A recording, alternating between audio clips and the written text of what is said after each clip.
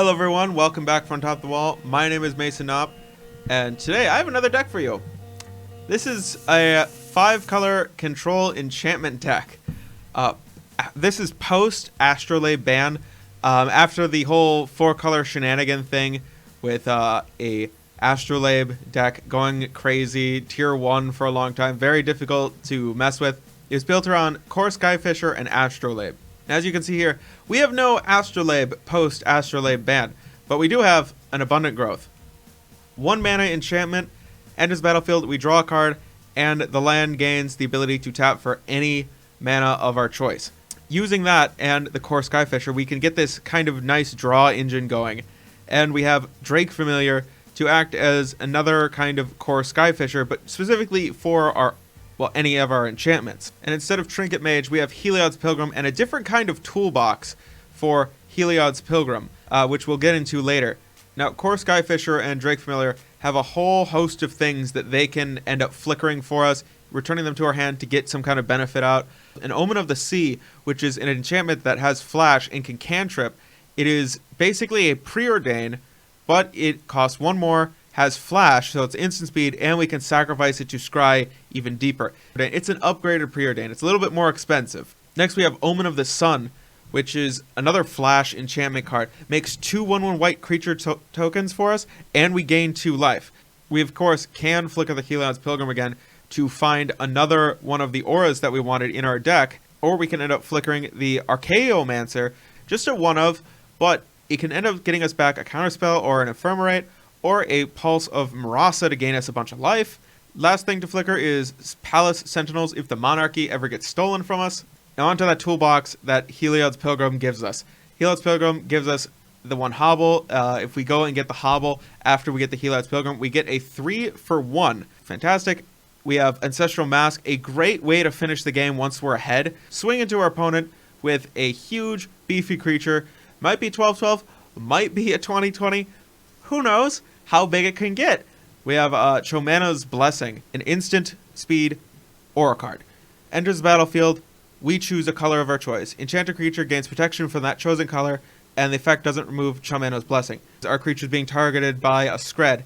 This comes down, negates the Skred, and our creature gets protection from red for the rest of the game. Kotar's Desire can lock down a creature just for 1. Of course, it is able to get that sweet Abundant Growth again. Palace Sentinels is a great way for us to break parity with our opponent and accelerate ourselves super far ahead in the game with a good blocker that has a nice back end to take a lot of damage for us, and we end up just drawing that card at the end of the turn.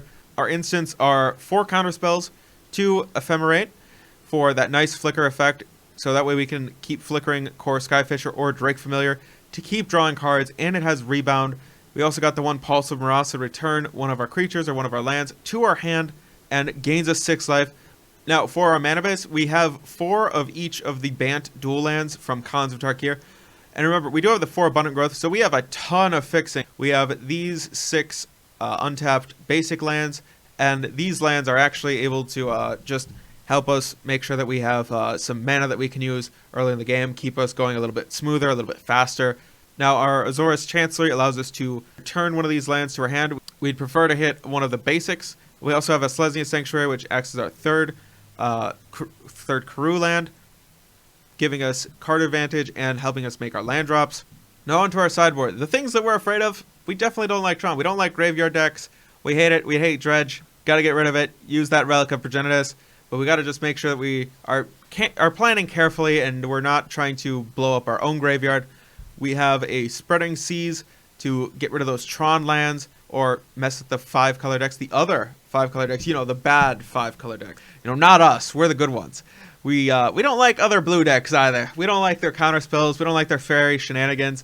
So we got the 2 Pyroblasts. We got the 1 Hydroblast to fight the mono red decks. We got Dispel for counter spell matchups, removal heavy matchups, things that we might want to just get rid of that are instants. Electricity for tokens and elves. Absolutely. Mogus's Favor is a great way to recycle our graveyard into this kind of removal spell. If you haven't seen this card before, 1 black mana, +2, -1. However, if that creature only has the 1 toughness, it becomes a 0 toughness creature, instantly dies, and we can keep getting this back by exiling cards from our graveyard. Get rid of the fairies. Fairies dead and gone. Obsidian Acolyte is great against the mono black matchup. Last cards, Weather the Storm for Burn. Thanks for watching the video. I hope you enjoyed it.